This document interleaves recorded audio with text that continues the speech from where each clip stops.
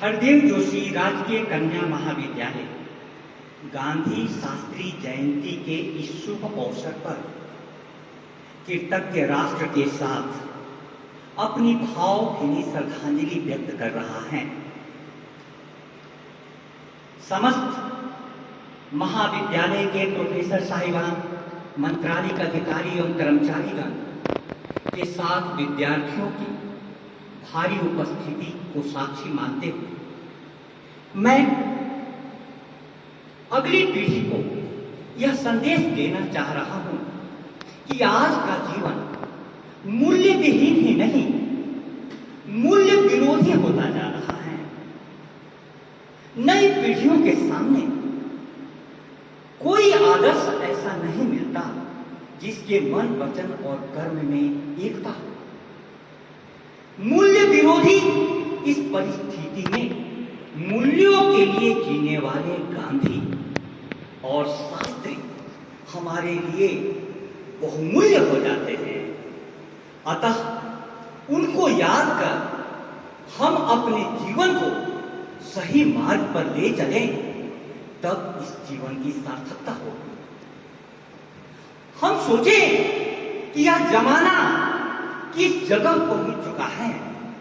आज महापुरुषों के बारे में आपत्तिजनक सूचनाएं जुटाई जाती हैं, उनके बारे में आपत्तिजनक वीडियो बनाए जाते हैं। महापुरुष चाहे किसी जाति के हो, किसी संप्रदाय के हो, किसी धर्म के हो, उस प्रकाश पुंज के प्रकाश में कुछ लोग जीवन के कुछ कदमों को आगे बढ़ा रहे हैं। शिक्षा जगत का यह कर्तव्य है कि वो अगली पीढ़ी को इस प्रकार के जो अगल बगल में खरपतवार उग रहे हैं उनसे बचाएं, और जो महापुरुष रूपी फूल हैं उनको बचाएं, उनको बताएं।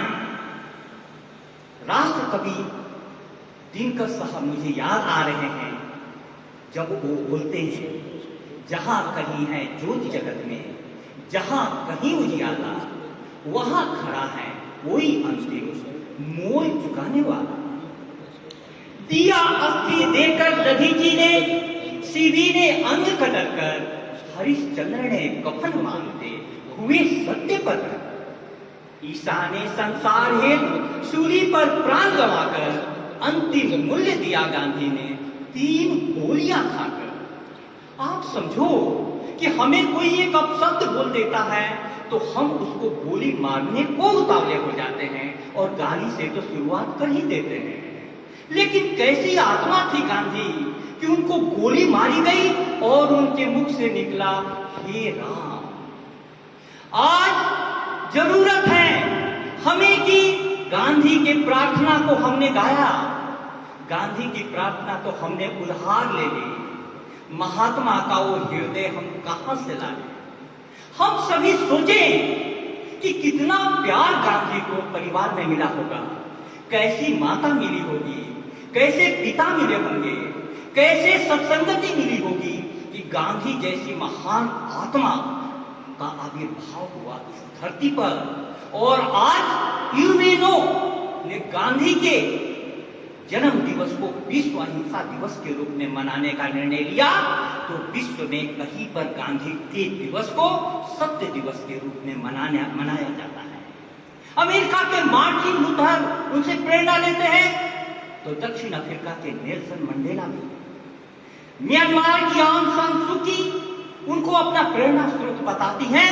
तो अभी विश्व में हजारों आंदोलन चल रहे हैं जो गांधी के आदर्श को लेकर आगे बढ़ रहे हैं। क्या आप कभी सोच सकते हैं कि भारत की स्वतंत्रता हेतु कोई भी राजनीतिज्ञ उपवास, प्रार्थना, आत्मशुद्धि के मार्ग को अपनाएगा? कभी नहीं।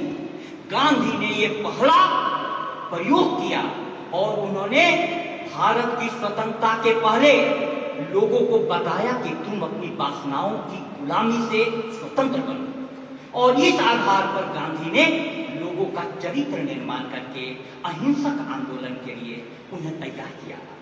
इसी क्रम में सत्याग्रह का सिद्धांत उनका व्यवहार में आया। आज जरूरत है कि विश्व एक दावा नल में जल रहा है, एक अग्नि में जल रहा है।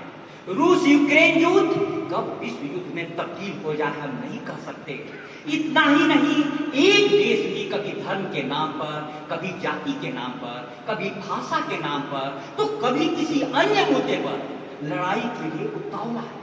ऐसे समय में जब हम गांधी की प्रार्थना गा रहे हैं, धर्म को ही एक सच्चा जगत को प्यार देवे, हम सोचना यह है कि हमारे पास प्यार हो तब तो हम दूसरे को दें। आखिर वो हृदय कहां से लाया जाए जो प्रेम से भरा हो, जिसकी साथ सत्य के लिए प्यास हो, जो अहिंसा में विश्वास करता हो। गांधी के जीवन के एक छोटे उदाहरण के साथ मैं अपनी वाणी को विराम दूं कि पटेल साहब साबरमती आश्रम में एक बार पानी को गर्म कर रहे थे। गांधी जी ने कहा कि पटेल साहब आप पानी को ढक दीजिए। उन्होंने कहा कि इससे क्या हो जाएगा? बोले कि इससे आपको कुछ नहीं होगा, लेकिन पानी जो वाष्प बन रहा है उसमें कई कीट पतंगे आकर के जख्मी हो जाएंगे। जो आत्मा एक कीट पतंगों के लिए इतनी संवेदना रखती हो, वो आत्मा इंसानों के लिए कितनी संवेदना रखती हो, आप थोड़ा सोचें। यह जगत संवेदनाओं के बिना, संवाद के बिना उस रास्ते पर जा रहा है जहां सिर्फ विनाश ही विनाश है। हमें गांधी और शास्त्री जैसी आत्माएं बहुत ऊंचाइयों पर ले जा सकते हैं। हमारी प्रार्थना है दो पंक्तियों में अपनी वाणी को विराम देते हुए, लब क्या बताएं कितनी अजीब उनकी जात है। अजीब माने महान। लब क्या बताएं कितनी अजीब उनकी जात है। सागर को सीपियों से उलझने की बात है। सागर को सीपियों से कितना उलझा जाए। बस नई पीढ़ी से प्रार्थना है कि आप आज की पासबुक वाली पीढ़ी मौलिक पुस्तकों को पढ़ना छोड़ दी है। मैं तो कहता हूं कि मौलिक पुस्तकें भी कोर्स की पढ़ो और महापुरुषों की पुस्तकें भी पढ़ो, ताकि हमारा जीवन ऊंचाइयों की ओर जाए और यह हरदेव जोशी राजकीय कन्या महाविद्यालय का संदेश सभी जगह पहुंचे। बहुत बहुत शुभकामना, बहुत बहुत धन्यवाद।